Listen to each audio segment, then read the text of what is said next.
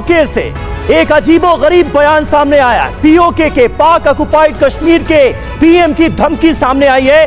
क्यों? क्योंकि भारत विलय की उल्टी गिनती।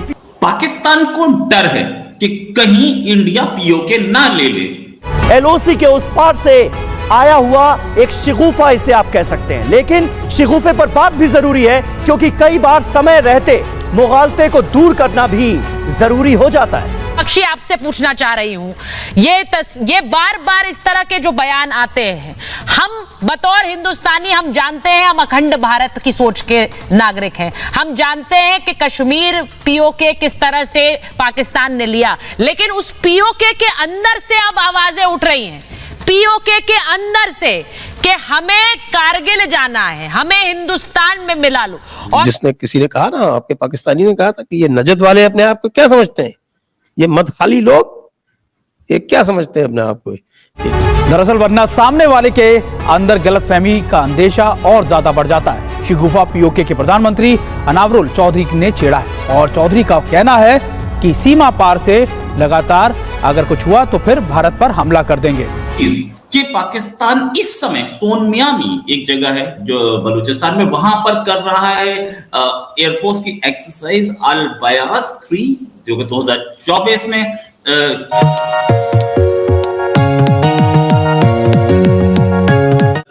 चल रही है। चलिए, इससे पहले भी हुई है, लेकिन एयर एक्सरसाइज क्यों हो रही है?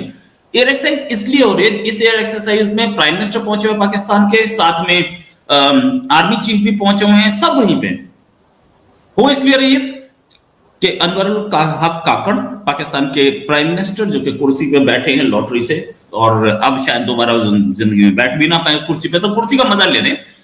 वो उन्होंने बोला कि हमारी 1 इंच जमीन पर भी किसी ने नजर डाली तो हम वैसे ही रिएक्ट करेंगे जैसे। पाकिस्तान के लिए ये यकीनन खतरे की घंटी है। मैं बताना चाहता हूं कि गिलगिट बाल्टिस्तान के लोग शिया हैं, वह सुन्नी अत्याचारों से परेशान हो चुके हैं, वो फेड अप हो चुके हैं। लगातार जो पाकिस्तान की फौज वहां पे लूटपाट मचा रही है, प्राकृतिक रिसोर्सेज का, वहां के टिम्बर का, बड़े बड़े बंगले बना लिए हैं लाहौर में, रावलपिंडी में पाकिस्तान के जर्नैलों ने सारा जो लूटा हुआ माल है गिलगिट बाल्टिस्तान को। और जवाब में क्या दिया है? लूटपाट, लूट खसोट के अलावा उन्होंने क्या दिया है वहां के शिया लोगों को? जब वहां पे दंगे हुए थे तो परवेज मुशर्रफ साहब जब ब्रिगेडियर थे, वो ट्रकों में लाद लाद के सुन्नी ट्राइब्समैन लाए थे नॉर्थ वेस्ट फ्रंटियर प्रोविंस से, फाटा से, और कत्लो गारत का दौर वहां पे शियाओं के खिलाफ, औरतें, बच्चे, बूढ़ों के खिलाफ उसने किया था। जब कारगिल का युद्ध हुआ तो ज्यादातर पाकिस्तान ने शिया फौजियों को टेररिस्टों के भेष में भेजा, और जब वो मारे गए तो उनकी बॉडीज वापस लेने से मना कर दिया।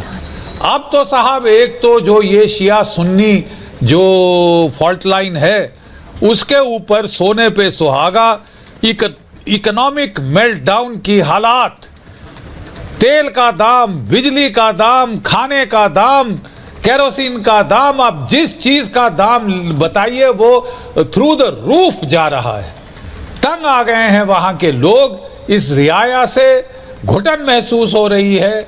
और फिर सोने पे सुहागा आपने वो काम किया जो कि आग, वो चिंगारी जो है वो भड़क उठी है बड़ी जोर से, वहां पे शोला बन गई है। अब गिलगिट बाल्टिस्तान में जो शिया क्लेरिक थे उनको ब्लास्फेमी चार्ज लगा के पकड़ के जेल में डालना, इससे तो ये आखिरी नेल इन द कॉफिन हो गया है।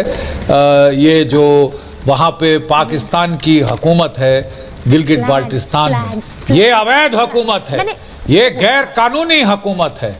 मैं जम्मू का पैदाइश हूं, मैं जानता हूं, मेरे फादर साहब मुझे बताया करते थे किस तरह महाराजा हरि सिंह के दौर में, ठीक है, जीडी बख्शी सर, के अंदर जो डर है, पाकिस्तान के अंदर जो डर है, ये क्या वाकई में एक सर्जिकल स्ट्राइक का खतरा इम्पेंडिंग है?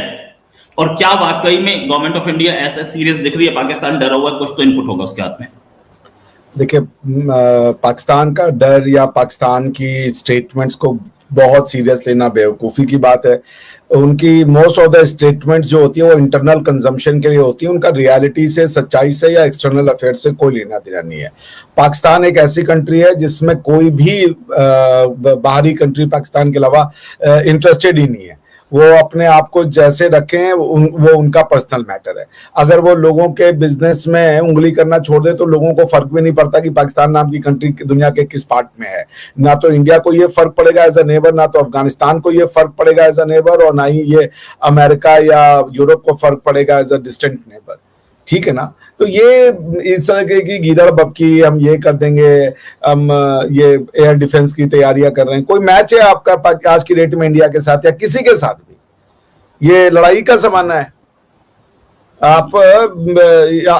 आपके पास वो वेयर विथल है जो कि artificial intelligence, telecommunication technology law, इससे आप टेक्नोलॉजी टेलीकम्युनिकेशन सिस्टम के पावर्स ये सब आपने डेवलप किए हैं।